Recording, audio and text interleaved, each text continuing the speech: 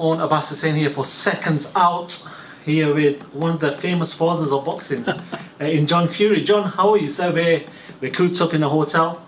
Yeah, very well. Yourself? Are you good? I'm good. Living in crazy times though. Absolutely. You know, they're fierce, aren't they? But I'm used to bubbles.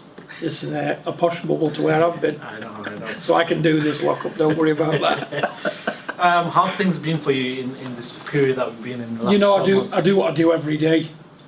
I do what God tells me to do, and that's just keep my own counsel and bat on and look after my family, and that's what I've been doing. John, one thing I've learnt just talking to you just now and previously in previous interviews is you're a very God-fearing person. So is Tyson. Is that something that you've implemented in the family? And I think Tommy's exactly the same. Yeah, it's a built-in thing, generation after generation. We do believe in God Almighty, and He is the ruler of everything. He makes all the decisions, you know, and I do believe He gives us the signs, and we've got to follow them, and we do. We try to. None of us are perfect, especially me, but I'm a God-fearing man, yeah, and all my family is. Let's talk about why we're in this bubble. Tommy Fury making another appearance. He only just came out about 2-3 months ago, I think, at the end of the year. Talk to me about him. He's had a bit of a crazy boxing life. He went to reality TV. Yeah. Now he's back and concentrating on boxing. From when I spoke to him last time, he was saying, "This is it. This is my life now." How have you sort of kept him in line with everything? Because it must have been hard for him to veer away from boxing and then push him back into boxing. No, not really, because Tommy never veered away. Boxing's his life. But Tommy don't need boxing. You know, life's good for Tommy. But Tommy wants a fight, it's bred in him. And I think if you had to choose between the two, it'd be boxing, hands down. This is the kid's life, he loves it. You can see how professional he is. You know, great shape today. We've had a great camp. He's very professional for a kid, and he's easy to work with because he does what you tell him and he believes in what you say. You know, and when you've got that kind of relationship with a son, you can do a lot of things. You know, he believes every word I say, and I won't steer him wrong because I want nothing from him. I want the best. I want him to win and achieve what I think he can achieve, and that's become a world title somewhere in the future. When I last interviewed Tommy, just before his last fight, we were just talking about life growing up, and he said people don't understand boxing because he was at times at a bus stop with not much money in his pocket, you know, getting buses to the boxing gyms. You know, life isn't as glamorous as it looks as it is now for him or for Tyson. But you've seen the sacrifice of what your sons have been through. You're a fighting man yourself. You know what it is to be a boxer. Just tell the people what it is to be a boxer and all the sacrifices you've got to make to put yourself on a platform. The thing is, spoilt kids can't be fighters. Okay. You know, and I'm only doing to Tommy what my dad done to me. And you know, my dad was a #1 father. He said, "Cruel to be kind, son. You'll thank me for this one day." He said, "I'm teaching you to be a man, a proper man." And that's what I do with my lads, because when you give a child stuff, he doesn't appreciate it. When he's got to work for it and earn it himself, he appreciates it more. And it's what they call fundamentals of life. You've got to teach them from being born which way to go. You know, and I say to my kids, every one of them, Tyson included, you've got to work and strive for what you really want. And you've got to believe in yourself to get the best out of your own self and take good sound advice of people what's doing it for you. So I just say, listen, yeah, he's earned his stripes, he got the bus, he did have a fiver in his pocket, but I said, there's only one way to better yourself, that's work hard. And I want you to show to me first what you can do. Convince me first, and then I'll take you the rest of the way. And when I think you're ready to move, and move right, I'll move you. And that's what we've done. He's earned his stripes, proved he wants this game badly. I was actually going to talk about that. There could be, because Tommy's this big star on social media, when you get certain promoters, I'm not talking about Frank Warren or anyone like that, I'm just saying when you get certain people in the game, they probably want to push him on a bit further, push him up the TV, push him up to #1 spot, make him the main fight of the night. But how much do you have to make sure that, you know, he's building correctly as a fighter? You don't want to rush him too quickly as well. The thing is with me, I know this job inside out. Yeah. I know exactly what to do with Tommy. He's a kid with limited experience in the boxing field. He had 10 junior bouts. This kid has got to learn on the job. And it's up to me as his father to match him right. And I'll do that. I'm not going to try and get him hurt. I'm not going to try and rush him. I'm not after anything big before it's entitled. You know, and if he's got to earn it and learn it. You know, and that's what I tend to do with him. Slowly but surely with Tommy. He's got to be matched right. You know, and I'll know when the time's right to move him.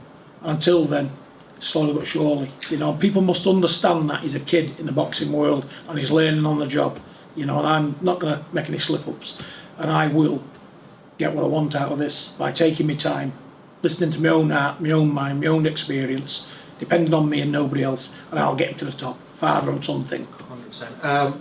When I look at yourself and I look at Tyson aesthetically, you know, you're quite similar. Tyson's not, he's not a body beautiful, but you know, he's an athlete. But when you look at Tommy, like today, for example, he's just weighed in. Look, Tremendous shape. Great. What is that down to? It's just genetics, or what does it come down to? In our family, to be honest with you, there's always one of them. Okay. What's built like him. Now I have a cousin called Henry Gorman. Okay. He's built like him, and yet his brothers are like me. All right. He has two other brothers, they're like Tyson, they're built like me, and the brother Henry was like Tommy. You know, so every now and again we throw them kind of Charles Atlas bodies, body beautifuls I call them. But listen, if he can fight as good as he looks, 100%. He'll do well, won't he? 100%. He's got everything, but I'm quite confident, you know, this kid, he believes in himself, he can punch, he can box, and you know, we've had the best of sparring, we've had a great camp, and I've enjoyed it. It's been fun all the way, you know. Ideally then, in 2021, providing there's no more lockdowns, there's no more stopping in boxing, how often do you want him out this year? I'd like to have him out every 8 weeks. Okay. Every 8 weeks, because there's only one way to bring a young fighter through, and that's actually fighting under the lights. You can spar as much as you want to spar, but the actual learning's done in the ring, and that's where we need to be, and that's Frank's job. And I'm sure Frank can see the same potential as me, and he'll work it the way I want to work, and we just work together and get the best out of it all. And Tommy's in a lucky position that he's got the heavyweight champion of the world as his brother. Absolutely. And he's also, you know, I've seen him training with Tyson at Sugar Hill at times as well. How good is that? How beneficial, and how much do you sort of put it into his head that he's got to keep on learning from these guys? Because not everyone in boxing gets this massive opportunity that he's got. No, he's got a good. He's got like a steel ring round him, hasn't he? Yeah. You know, and at the end of the day, Tyson, he's a book of knowledge himself. You know, because no one really has got Tyson to the heavyweight champion of the world twice. Only Tyson. Tyson's got a unique brain.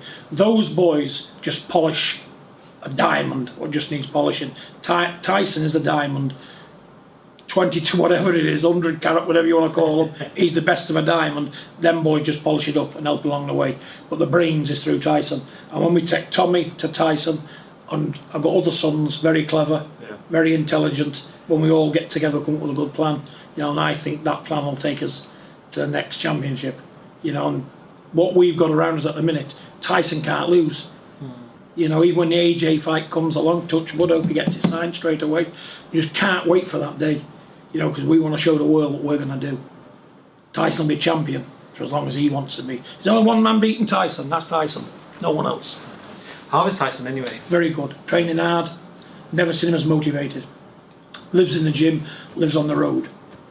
Plus his book of knowledge, got all the right people around him. Tyson is a superstar in boxing. John, just talking about Tyson then, I was watching something on ESPN, he did an interview yesterday, and he said it's not optimistic that it's going to happen. The reason is he's thinking that there's been talks for maybe a year, the fight still hasn't been made. Also, he's not been out for a long time himself, but also there's also COVID restrictions going on at this present time. But in your eyes, do you feel like, you know, it can happen next? Obviously, the money the boys are commanding, we've got to have crowds and near normality to make it work. You know, and the Earns, AJ, they've got millions invested in that kid. They've got big sponsorships everywhere. I don't think they're really in a hurry to lose all that. And they know Tyson. Never mind what they say behind closed doors. They know my son is a formidable fighting machine, and they know the odds are stacked massively against them. And you know what? If my son does destroy him, which I know he will, all that seems to be gone, doesn't it? You know, where are they going to go then? And if I had AJ, I wouldn't want this fight, just like them, because I'd be thinking, okay, I'm making a fortune out of AJ. Money's coming in left, right and centre. We've got big sponsorships going on. It's a marketing dream. It's what the public want. I'm going to milk it a bit longer. There's only one thing about milking things.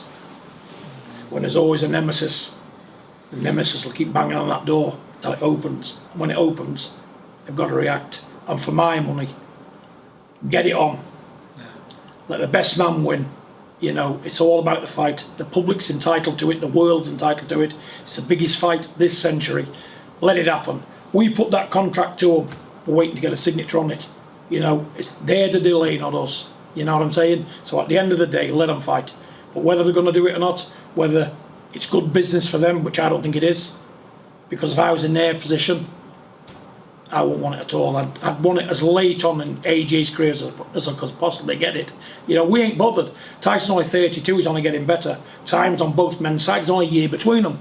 So, whether it happens or not this year or any other year, we're not bothered. Because if it's not signed shortly, we're going to move on and fight.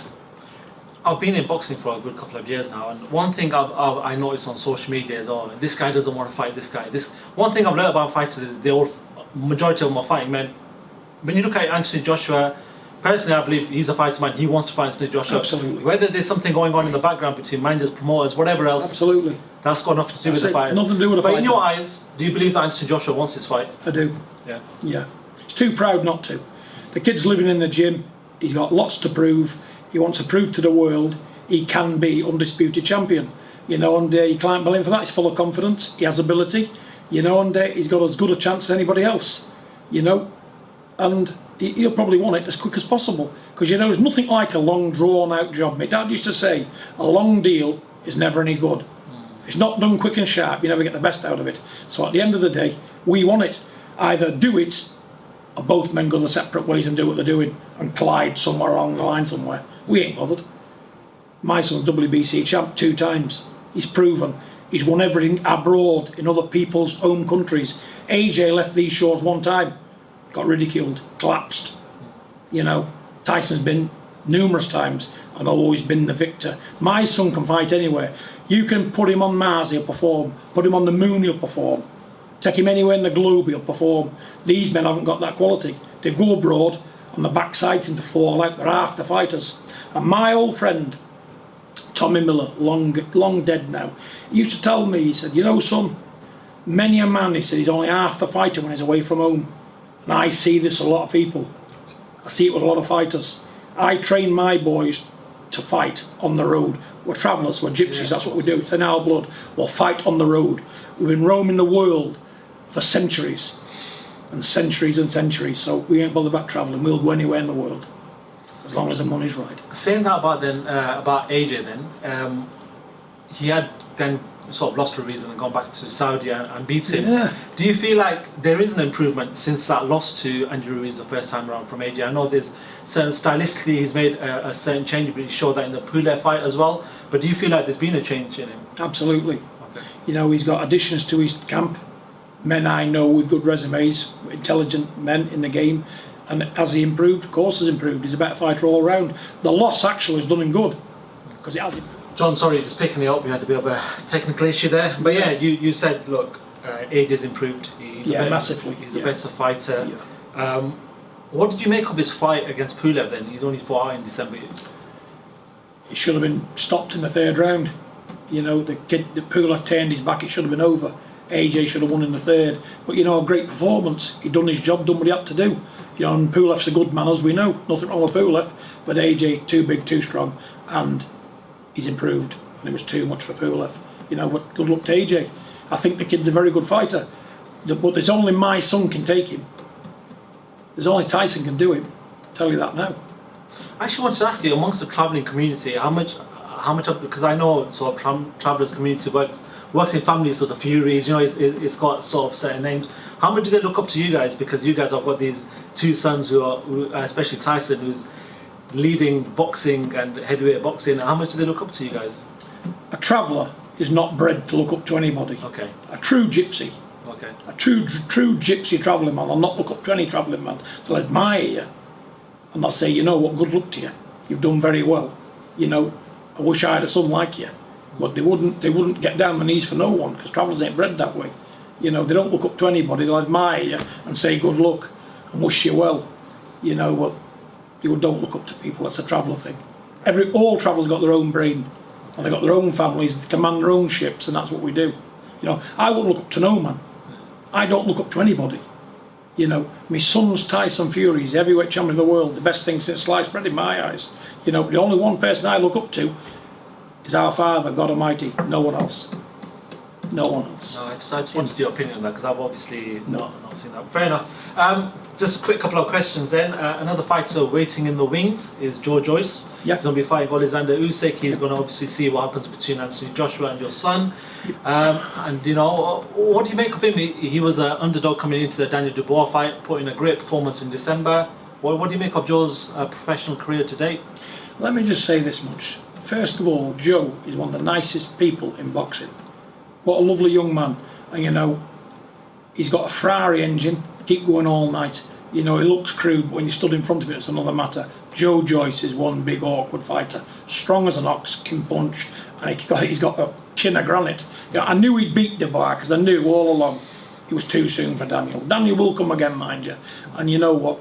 He was ahead on points, but old Joe, he just sticks in like an old diesel. When he's warmed up, he'll keep going, boy. You know, and out of him and Usyk, Joe Joyce too strong. If Usyk can dance around and just keep pinging him and probably take it on points, that's the only way he's going to do it. But if Big Joe roughs him up, leans all over him, wears him down, I see Joyce stopping him around about 9. Did you feel like Usyk is too small for the division? Messing with these dinosaur-sized men, yeah. And you know, I don't think he beat Derek Chisora. You know, Derek beat him. You know, let's put it this way: if he hadn't been in that position he was in, and Chisora, the old warhorse, you know, wasn't expected to win at all, put it on him, he couldn't handle Chiz, could he? And Chiz beat him in my eyes. So I'm going with the Joyce team, and I like Joe. Actually, just talking about Chisora, he's been around a long time. Great fighter. Yeah, he's got Good mutual fighter. respect between you guys. Listen, you know, I've always liked Derek because he goes back way back when. I remember Derek in the amateurs. He was a good fighter then. And you know what? My son was the only one to take. My son was the first one to take his own. You know, and look how he come on since then. 2 great fighters met early in their careers. You know, he went on to do numerous things. Did Derek? Derek's unlucky not to have picked up a world title, because 6 years ago Derek was probably as good a heavyweight what's out there. He'd still give people a lot of problems today. People who's looking at Derek Chisora for an easy fight, don't bother, because he'll give anybody a hard fight up until he's 40-year-old. He's dangerous too, and he likes to fight, does Derek. Good luck to him in his career. 100%. Just 2 quick questions from yourself. We know that Deontay Wilder lost to your son. Yeah. Since then, there's been a lot of things said in the media, things that he's come out with, things where, you know, he got rid of Mark Breland for throwing in the towel, talked about the suit. What do you make of the build-up of sort of excuses that he's given to his loss to your son? No other word, he wants a punch straight in the mouth. That's what he wants, a punch straight in the mouth. Coming out with that ridiculous rubbish. A sore loser, Mark Breland, top trainer, top guy. He's got a job here with us, Mark, when he wants it. That's how bad Mark Breland is. We'll have Mark Breland as a trainer any day of the week. He can come on with us and help Sugar Hill. That man there, I don't even want to mention his name, not Deontay Wilder. That man is a poor excuse for a man. He got beat fair and square in his own country. He got ragdolled and battered. Battered to a pulp. And he's used every excuse to tarnish Tyson's victory. You can't do it, Deontay. You're a piece of crap of a man. And see that? You want it ramming straight down your throat. I don't want to talk about your rubbish. Get off. I hope you never fight again, you rubbish. Final one then, where I leave Deontay. And Best stuff. Don't even mention men like that. He's not a man, him. No, that's fine. He's not a man. Final one. March 27th, Dillian Whyte makes the return back to the ring against Povetkin. We know that there's been talks about your son and Dillian in the past, but just giving your points of view. You've been on BT Sport, you've done punditry before. I just wanted to pick your brain and give me your thoughts on that. Well, it's funny you should say that and mention them. I've been offered a seminar on that bill, a talk show before it, and I'm going to do it. Interesting. Because I want to see the fight as well. Dillian Whyte, unlucky the first time around. I think Dillian will get the win next time, because he just made a simple mistake, which anybody can make. You know, the other fella, you know, he's a warrior, isn't he? He's been about. Oh my God, you've never seen a man like him. You could not switch off from him for a second, could you? No. He's got the best left hook in the business, hasn't he? And he proves it. He's not beat till he's conked out on the canvas, is he? Mm. It's going to be a great fight. I'm looking forward to being over there in Gibraltar with them. Yeah. You know, but like I said, a good one, 50-50 again. But I got to commend Eddie Hearn shows. Last Saturday I enjoyed it because the fights were worth watching. There was 50-50, all edge of the seat fights. You know, yeah, the British boys come unstuck. I'm sorry for them, you know. But as a paying customer to the fight game, it was an enjoyable night, you know, and it should be more of them. And the viewing figures will rise through good competitions like that, you know, because the best are fighting the best, aren't they? They come over, Lara, done his job. Josh Warrington, unlucky, they got it wrong, you know, should have been paid more attention to detail. Maybe it wouldn't have happened, but great for the viewing public and great for the Eddie Hearn shows, isn't it? How is your relationship with Eddie Hearn?